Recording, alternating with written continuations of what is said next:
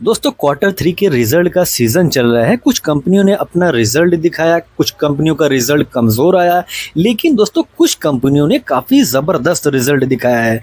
तो वो कंपनियां कौन कौन सी हैं, तो ऐसी आज 10 कंपनियों के बारे में डिस्कस करेंगे जिनका काफ़ी स्ट्रॉन्ग रिजल्ट है और इन कंपनियों का जो फंडामेंटल है वो भी काफ़ी मजबूत, काफ़ी सॉलिड है।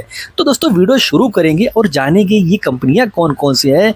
लेकिन दोस्तों उससे पहले एक इंपॉर्टेंट डिस्क्लेमर देना चाहेंगे, ये video just for study purpose के लिए है, इंफॉर्मेशन पर्पस के लिए है। मेरी तरफ से बाय सेल होल्ड का कॉल नहीं है। तो दोस्तों सबसे पहली कंपनी को देखेंगे, थंगामईल ज्वेलरी लिमिटेड। तो दोस्तों ये कंपनी थंगामईल ज्वेलरी लिमिटेड तमिलनाडु में रिटेल ज्वेलरी स्टोर्स का चेन ऑपरेट करती है। तमिलनाडु दोस्तों इंडिया का जो टोटल गोल्ड कंजप्शन है उसका लगभग 40% शेयर होल्ड करता है। यानी कि दोस्तों जो गोल्ड का मार्केट है ये तमिलनाडु के एरिया में काफी जबरदस्त फैला हुआ है और उस जगह पर दोस्तों ये कंपनी काफ़ी मजबूत पकड़ बनाकर रखी हुई है।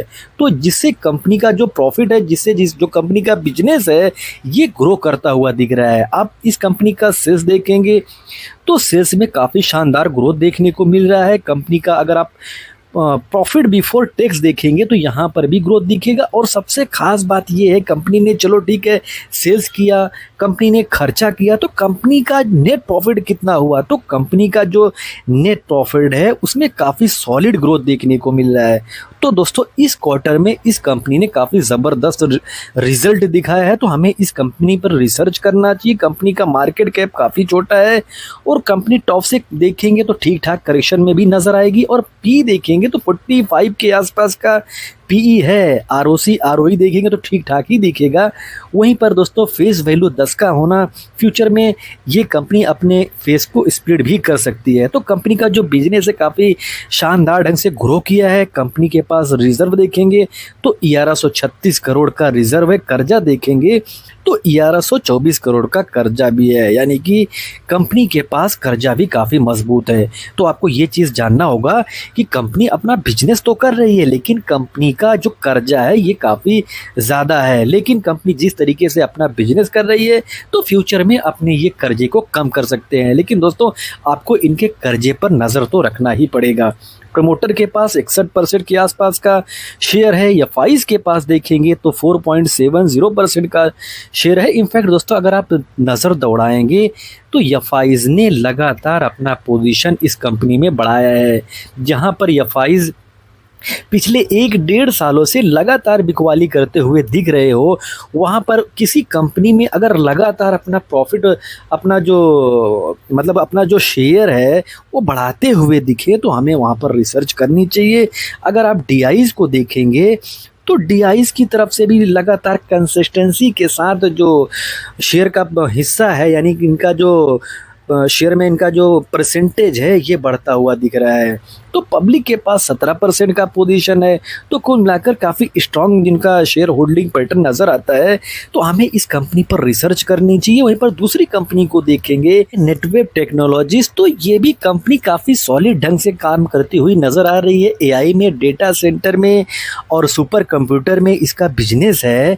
इस कंपनी का अगर आप नेट प्रॉफिट देखेंगे 31 करोड़ से बढ़कर सीधा 73 करोड़ के आसपास का नेट प्रॉफिट बन चुका है। तो ये भी कंपनी काफ़ी सॉलिड ढंग से ग्रो कर रही है और जिसकी वजह से इसका जो वैल्यूएशन है काफ़ी महंगा है। बिकॉज दोस्तों जो बड़े निवेशक है, जो दिग्गज निवेशक है, काफ़ी महंगे वैल्यूएशन पर इस कंपनी को ट्रेड करवा रहे हैं। वहीं पर टॉप से करेक्शन देखेंगे तो इस कंपनी ने रिजल्ट काफ़ी स्ट्रॉन्ग दिखाया, उसके बावजूद ये कंपनी अभी करेक्शन मोड में ही नज़र आ रही है। तो अगर ये कंपनी और भी नीचे गिर कर आती है तो हमें वहाँ पर रिसर्च करना चाहिए, हमें वहाँ पर स्टडी करना चाहिए। बिकॉज दोस्तों इनका जो काम है वो काफ़ी फ्यूचरिस्टिक है। अगर इस कंपनी का आरओसी और आरओई देखेंगे तो ये भी काफ़ी शानदार है और फेस वैल्यू कंपनी का 2 का है। और ये कंपनी दोस्तों रिजर्व 567 करोड़ का बनाकर बैठी है, उसके मुकाबले में कर्जा काफ़ी कम है। और किसी भी कंपनी के पास जब 567 करोड़ का रिजर्व हो, कर्जा 18 करोड़ का हो, तो ये बताता है कि कंपनी का जो बिजनेस है काफ़ी सॉलिड है। कंपनी अपना जो रिजर्व है वो बढ़ा रही है। प्रमोटर के पास काफ़ी शानदार हिस्सेदारी है। एफआईज और डीआईज के पास भी अच्छा खासा पोजीशन है। और पब्लिक के पास देखेंगे तो 16% के आसपास का पोजीशन पब्लिक के पास पास भी देखने को मिलेगा। तीसरी कंपनी को देखेंगे केपीआई ग्रीन एनर्जी। तो दोस्तों ये कंपनी ग्रीन एनर्जी सेक्टर में काफ़ी सॉलिड ढंग से ग्रोथ दिखाई है और जिस जिस निवेशक ने इस कंपनी को अपने पोर्टफोलियो में निचले स्तर पर ऐड किया तो उन्होंने काफ़ी बड़ा वेल्थ बनाया है। लेकिन दोस्तों ये कंपनी क्या फ्यूचर में करेगी उसको देखकर आपको रिसर्च करना चाहिए, उसको देखकर आपको स्टडी करना चाहिए। फ्यूचर पास्ट में कंपनी ने क्या किया है वो बहुत मायने नहीं रखता। हाँ, उससे आप सीख सकते हो, लेकिन दोस्तों फ्यूचर क्या हो सकता है, कंपनी का ग्रोथ किस लेवल का हो सकता है, कंपनी अपने बिजनेस को किस तरीके से बढ़ा सकती है, हमें उस पर रिसर्च करना चाहिए, हमें उस पर स्टडी करना चाहिए। कंपनी का जो सेल्स है वो ग्रो करता हुआ दिख रहा है और कंपनी का नेट प्रॉफिट देखेंगे तो ये कंपनी अपने नेट प्रॉफिट में काफ़ी कंसिस्टेंसी दिखाती हुई नज़र आई है। जो इनका नेट प्रॉफिट 117 करोड़ का था वो अभी बढ़कर 126 करोड़ का हो चुका है। यानी कि इस क्वार्टर में कंपनी ने अपना नेट प्रॉफिट काफ़ी शानदार ढंग से ग्रो किया है और मार्केट कैप कंपनी का 8,000 करोड़ का है। यानी कि कंपनी एक स्मॉल कैप टाइप की कंपनी है और पी भी काफ़ी रिजनेबल है। बिकॉज अगर आप एक साल पहले जाएंगे तो इस कंपनी का जो पी था, वैल्यूएशन जो था वो 80-90 के आसपास का पहुंच चुका था। जब बुल रन चल रहा था 2022 कोरोना के बाद, उसमें इसका वैल्यूएशन बहुत हाई हो चुका था और इस सेक्टर में जो भी कंपनियां काम करती है उनका वैल्यूएशन आसमान को छूता हुआ नज़र आ रहा था।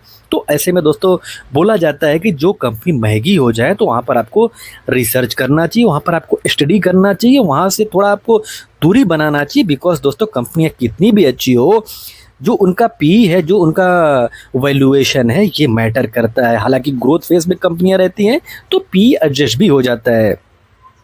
आप कंपनी के पास रिजर्व देखोगे तो 2551 करोड़ का रिजर्व है और कर्जा देखोगे तो 2533 करोड़ का कर्जा है। यानी कि कंपनी के पास मजबूत कर्जा है। और दोस्तों ऐसे में जो ये बिजनेस है, इस बिजनेस को रन करने के लिए पैसा लगता है, कैश जलाना पड़ता है। तो कंपनी छोटी अगर है, मान लीजिए कोई भी कंपनी छोटी है जो न्यू बिजनेस में इन्वॉल्व है, जिस बिजनेस में पैसा लगता है तो उसको पैसा तो अपने पास मतलब ऐड करना पड़ेगा, पैसा का कहीं ना कहीं से जुगाड़ तो करना पड़ेगा।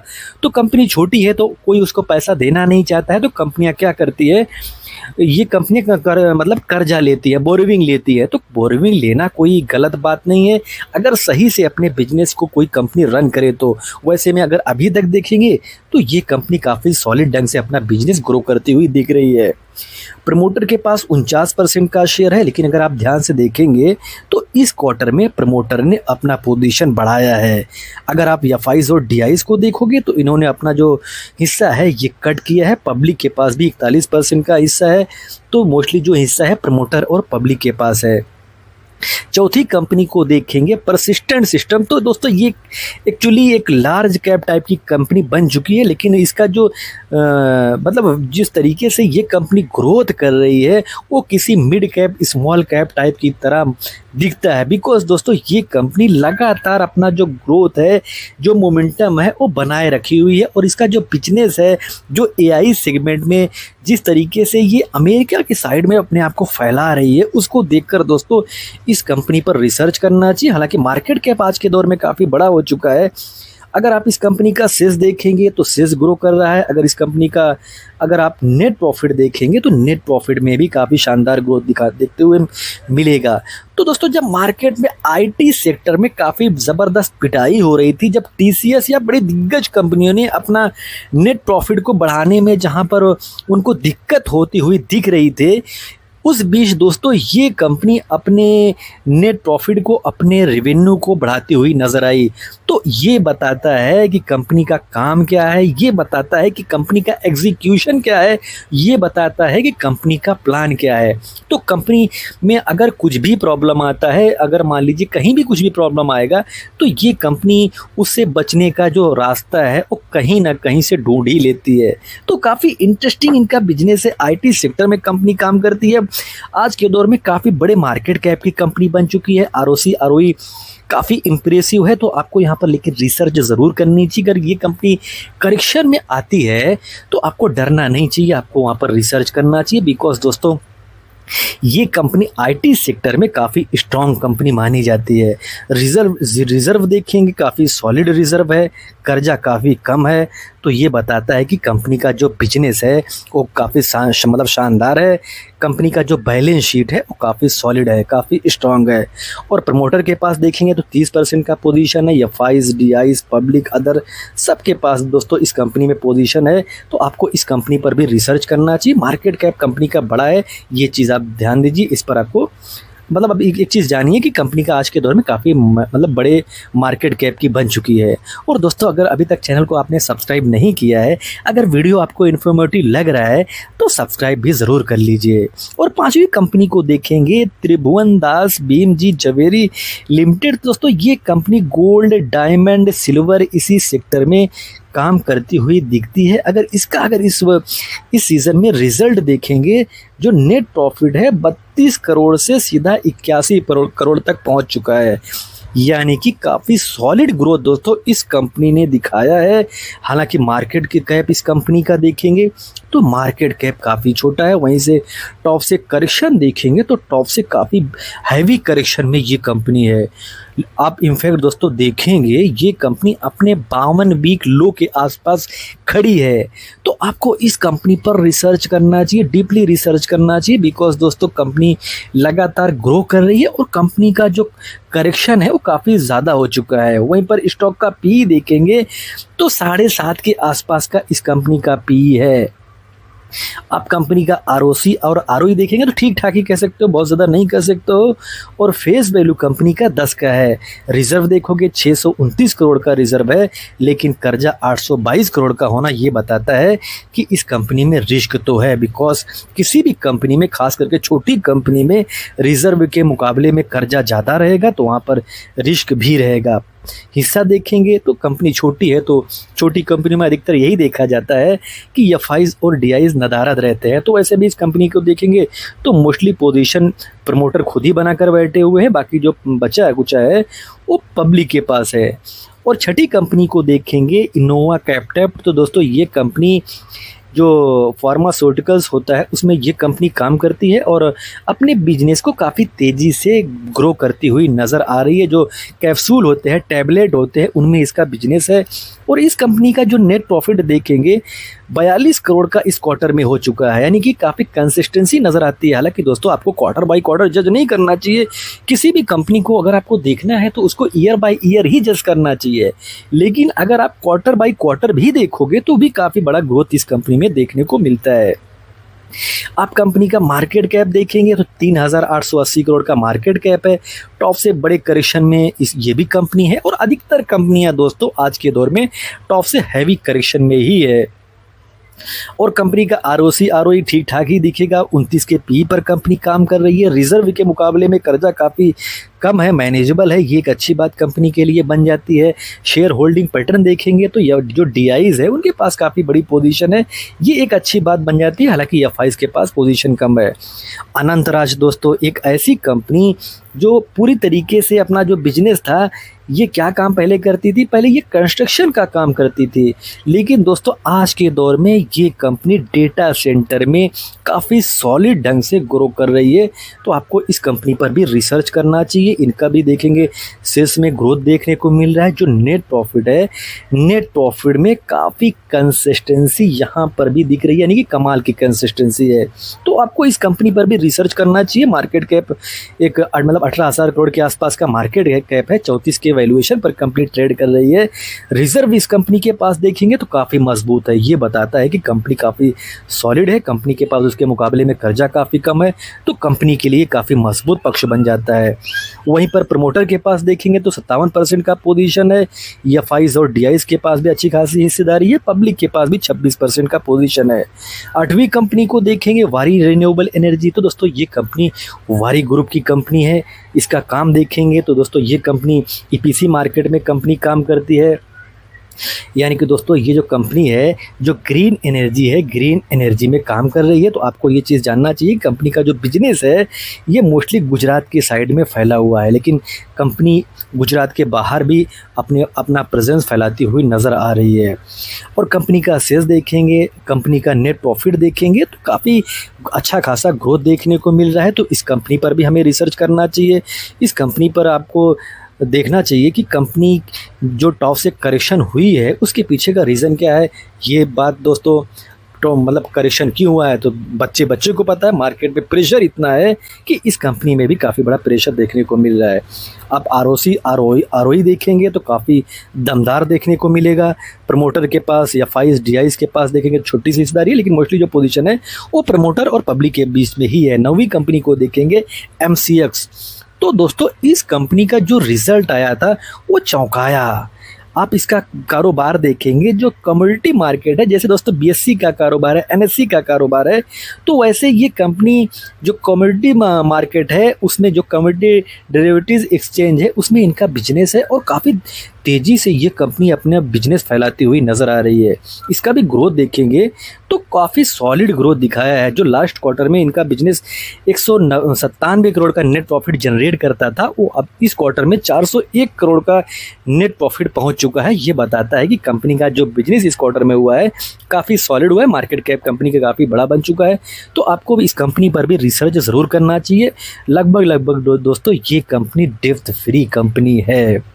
और शेयर होल्डिंग पैटर्न देखेंगे तो 20% का पोजीशन लगभग या फाइज के पास है, डीआईज के पास बड़ा पोजीशन है और काफ़ी बड़ा पोजीशन है। पब्लिक के पास 20% का पोजीशन है, अदर के पास भी छोटी सी हिस्सेदारी है। तो आपको इस कंपनी के पास भी मतलब नज़र रखना चाहिए। इस कंपनी पर भी आपको स्टडी करना चाहिए। गिरावट होती है तो आपको रिसर्च करना चाहिए, बाकी मजबूत कंपनी है। वहीं पर दोस्तों 10वीं कंपनी को देखेंगे केईआई इंडस्ट्रीज, तो ये भी वायर एंड केबल सेक्टर में काम करती है और सॉलिड कंपनी है, मजबूत कंपनी है, दिग्गज कंपनी है। इसका भी देखेंगे नेट प्रॉफिट इस क्वार्टर में काफ़ी शानदार आया है, यानी कि इस कंपनी का रिजल्ट काफ़ी मजबूत आया है। मार्केट कैप 36,000 करोड़ के आसपास का मार्केट कैप है। टॉप से अच्छे खासे करेक्शन में भी कंपनी खड़ी है और आरओसी आरओई देखेंगे तो ठीक ठाक दिखेगा। 42 के आसपास का वैल्यूएशन है। रिजर्व के मुकाबले में कर्जा देखेंगे तो क्या ही कहेंगे, बिकॉज जिस कंपनी के पास 6,169 करोड़ का रिजर्व हो, कर्जा 235 करोड़ का हो, तो क्या ही कह सकते हैं। यानी कि लोग दोस्तों लगभग ये भी कंपनी डेप्थ फ्री ही मान सकते हो। इस कंपनी को भी आप डेप्थ फ्री मान सकते हो। प्रमोटर के पास 35% का पोजीशन है या 5 डीआईज के पास बड़ा पोजीशन है, पब्लिक के पास 12% के आसपास का शेयर है। यानी कि दोस्तों ये जो कंपनी है, अगर इस पर आप ध्यान से देखेंगे, जो पब्लिक है लगातार बेचते हुए बेचकर निकल रहे हैं। तो दोस्तों 10 कंपनियों के बारे में हमने बात किया है। मेरी तरफ से कोई बाय सेल होल्ड का कॉल नहीं है, लेकिन कंपनी का बिजनेस काफ़ी स्ट्रांग है तो आपको इन पर रिसर्च करना चाहिए, स्टडी करना चाहिए। तो दोस्तों वीडियो डिस्क्लोज करेंगे उससे पहले एक इंपॉर्टेंट डिस्क्लेमर देना चाहेंगे। ये video just for study purpose के लिए, इन्फॉर्मेशन पर्पज़ के लिए है। दोस्तों मैं सेबी रजिस्टर्ड एडवाइज़र नहीं हूँ, तो मेरे वीडियो से इन्फ्लुएंस होकर कोई भी डिसीजन ना लीजिए। और दोस्तों अगर आपको वीडियो इन्फॉर्मेटिव लगी हो तो वीडियो को लाइक करें, कमेंट करें, शेयर करें। सब्सक्राइब ना किया हो तो सब्सक्राइब करें। तो दोस्तों ऐसे ही एक और इंटरेस्टिंग वीडियो के साथ फिर से अवेलेबल हो जाऊंगा। तब तक के लिए दोस्तों हैप्पी इन्वेस्टिंग।